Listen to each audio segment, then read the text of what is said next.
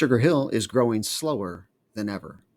Despite perception, Sugar Hill's population growth rate is at its slowest in the city's history. Meanwhile, the schools are seeing falling enrollment. A common refrain we hear is Sugar Hill is experiencing explosive growth. While that was absolutely true 20 to 30 years ago, the previous decade, the 2010s, was the third slowest growth year over year in the city's history. The slowest year over year growth decade, the one we're currently living in, and it's not particularly close. Population change. The city of Sugar Hill was chartered in 1939, which means there's 9 decades of census data to view to see how the city has grown over its 85 years of existence. Here's how the city has grown through the decades. The 1930s, when it started, had a population of 599 at the end of the decade. The 1940s saw a growth rate of 31%. The 1950s, 50%. 1960s, 49%. 1970s, 42%. 1980s, 84%. 1990s, 150%. 2000s, 62%. 2010s, 35%. 2020s, from 2020 through July 2023, 3%. That's likely a shocking truth to most, that Sugar Hill is growing so slow. The headlines would have you believe that Sugar Hill is actually in its largest growth period in history. In fact, if Sugar Hill continues to grow at 1.1% through the 2020s, in the decade, the city will add just around 3,000 new residents, the lowest number since the 80s. What about our surrounding neighbors since 2020? A reminder that Sugar Hill grew at 3%. Suwanee grew at 12%. Buford, notable for extremely limiting residential growth because of its school system, grew at nearly 9%. Cumming grew at an astonishing 38%. Flowery Branch grew at 29%. Our nearest neighbors grew on the low side 3 times the rate of Sugar Hill and over 12 times on the high side. School enrollment. One of the common stated concerns is school overcrowding. Sugar Hill is made up of primarily the Lanier cluster of Gwinnett County Public Schools. The other cluster that serves the city is the North Gwinnett cluster. Since all of the Lanier cluster schools are within the city limits of Sugar Hill, they're the best barometer for us, even though a significant portion of the enrolled students at each school live in unincorporated Gwinnett County. School enrollment data is taken from the source Lanier High School. Lanier High School opened in 2008, having been split from North Gwinnett High School due to its explosive growth of not just Sugar Hill, but of the entire county during the 1980s and 1990s.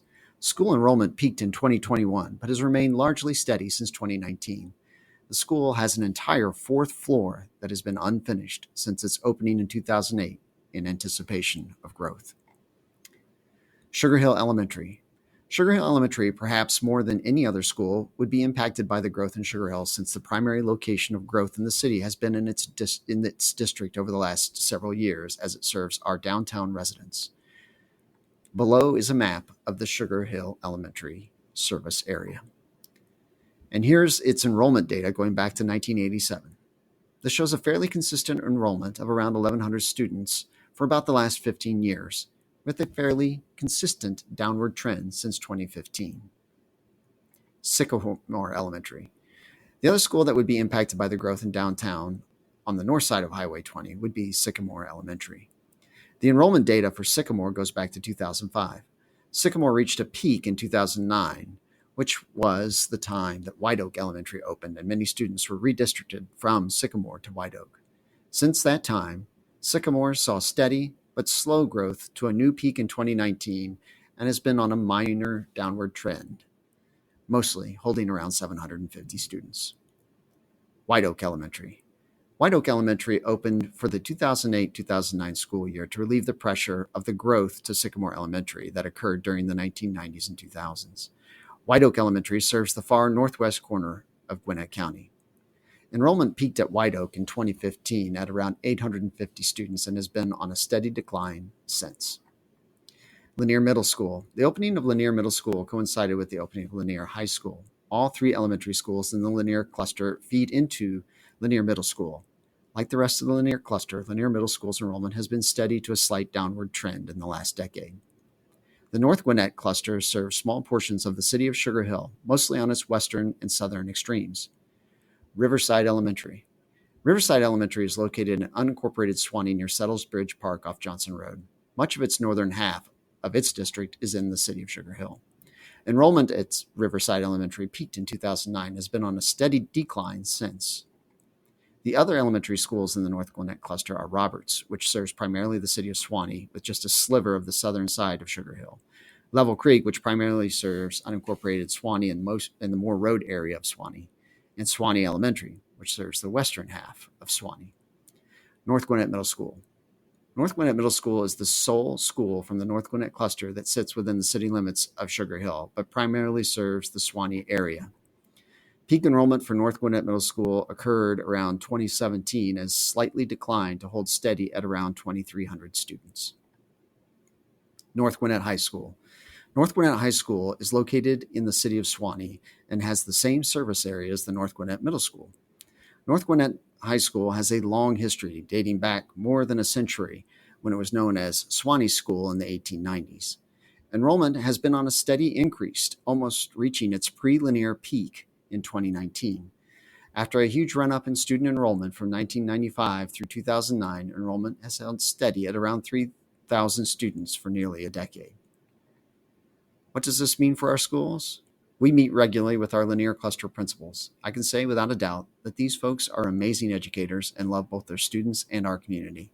They also, of course, have concerns over growth, both positive and negative growth.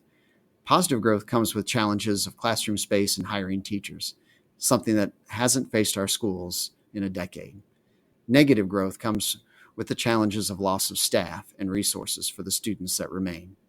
What attracted many families in the 1990s and 2000s to the North Gwinnett area was the stellar reputation of the school system.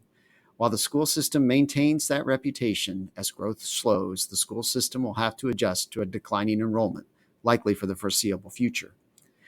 In the next article, we'll examine the city's growth via housing stock and development, including rezonings, annexations, and permits going back to the 1980s.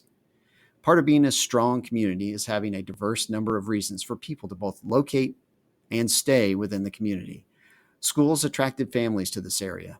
As the population ages and the general trend towards less children among millennials and Zoomers than prior generations, our community will have to adapt to remain strong and find more reasons to love where you live.